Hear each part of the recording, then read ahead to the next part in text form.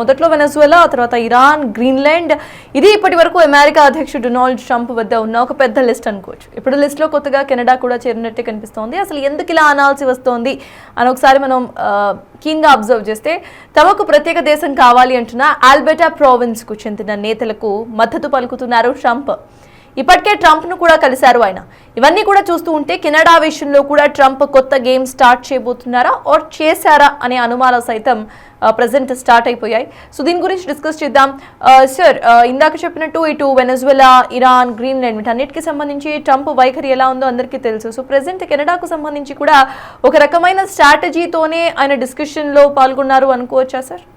అంటే ట్రంప్ ప్రత్యక్షంగా పాల్గొన్నాడో లేదో వెరిఫై చేయాలి. బట్ ట్రంప్ అఫీషియల్స్తోనైతే అల్బర్టా ప్రాస్పెరిటీ పార్టీకి చెందిన నాయకులు గత ఏడాదిలో 3 సార్లు సమావేశమయ్యారు.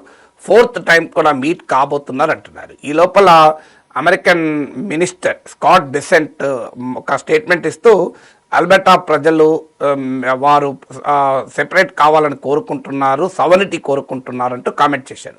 వారికి అమెరికా అండగా ఉంటుంది, వారి సంపదను వాళ్ళు ఉపయోగించుకోలేకుండా కెనడా ఫెడరల్ ప్రభుత్వం చేస్తోంది, వాళ్ళ చమురు సరఫరాల్ని పసిఫిక్ ఓషన్ దాకా రాకుండా ఫెడరల్ ప్రభుత్వం అడ్డుపడుతోందంటూ అమెరికా మంత్రి వ్యాఖ్యానించారు, commerce minister. Which is very very serious ఇది. ఎందుకంటే మీకు ఇరాన్, వెనిజులా వేరు, కెనడా వేరు.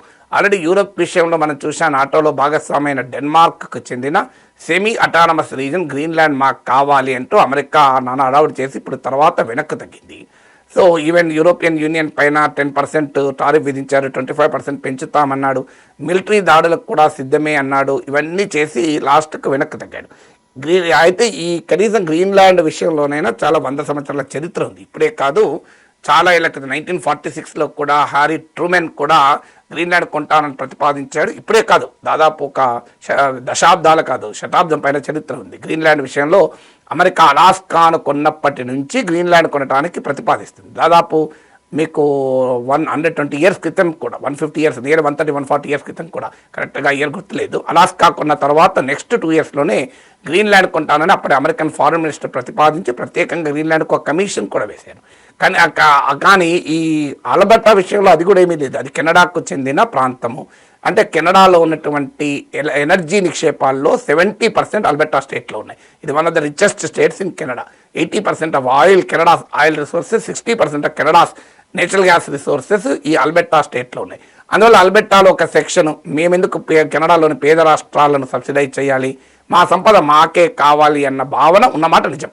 కొన్ని పోల్స్, వెస్టర్న్ కంట్రీ చెప్తున్న పోల్స్ ప్రకారం అయితే 30% వరకు ఇలా సెపరేట్ కంట్రీ కావాలని కోరుకుంటున్నారని. But we don't know, it's really difficult to verify it.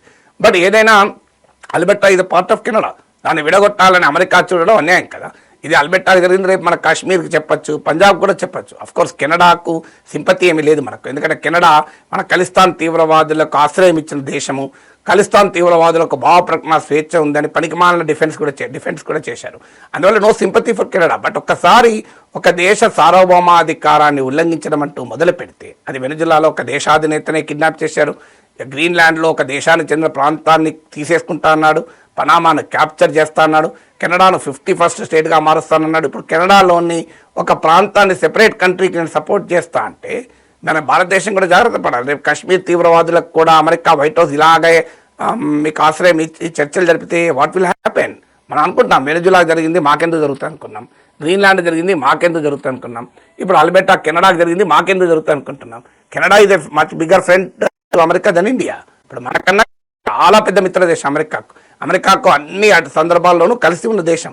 అలాంటి దేశంలోనే ఒక ప్రాంతాన్ని విడగొట్టడానికి ట్రంప్ సిద్ధపడుతున్నాడంటే ఎంత అన్యాయం అది ఆలోచించండి. అంటే దేశాల బార్డర్లను నేను గౌరవించను, దేశాల సమగ్రతను గౌరవించను, సావర్నిటీని, సార్వభౌమాధికారాన్ని గౌరవించను అని వెనిజులా విషయంలో, గ్రీన్లాండ్, డెన్మార్క్ విషయంలో ట్రంప్ నిరూపించాడు. ఇప్పుడు ఇంటగ్రిటీని కూడా నేను గౌరవించాను, సమగ్రతను ఆల్రెడీ ఉక్రెయిన్ విషయంలో చేస్తున్నాడు. రష్యా 20% ఉక్రెయిన్ టెరిటరీని ఆక్రమించుకొని ఉంటే అది ఇచ్చేయండి రష్యాకు అంటున్నాడు ట్రంప్. రేపు హూనోస్ పాకిస్తాన్ లాంటి పనికిమాలిన దేశం ట్రంప్కు అన్ని రకాలుగా నజరానాలు ఇస్తే కాశ్మీర్ కూడా ఇచ్చేయండి అని కాశ్మీర్ తీవ్ర ఏర్పాటువాదులకు అమెరికా రేపు ట్రంప్ వైట్ హౌస్లో కూర్చొని ముచ్చట పెడితే ఏంటి పరిష్కారం? So we have to question it. Canada is a friendly nation, even enemy నేషన్స్లకు కూడా చేయకూడదు. ఆల్రెడీ ఇలా చాలా దేశాలని నాశనం చేశారు. ఇప్పుడు కెనడాను కూడా మేము విడగొడతామంటే అది ఇప్పుడు ఆల్రెడీ లిబియాలో 2011లో ఇంటర్ఫియర్ అయ్యారు. కల్నల్ గడాఫీని అమెరికా అంతం చేసింది. తర్వాత ఇప్పుడు ఏం జరిగింది, ఆ దేశం 2 ముక్కలైపోయింది. ట్రిపోలి కేంద్రంగా ఒక ప్రాంతం ఉంది, మిగతా ప్రాంతము మీకు ఇంకో కేంద్రంగా ఉంది. మీకు అలాగే యమన్ 2 ముక్కలైంది, సౌత్ యమన్, నార్త్ యమన్గా. సో ఇలా దేశాలనే మేము ముక్కలు చేస్తామంటూ వెళ్తే వెరీ విల్ ఇట్ ఎండ్.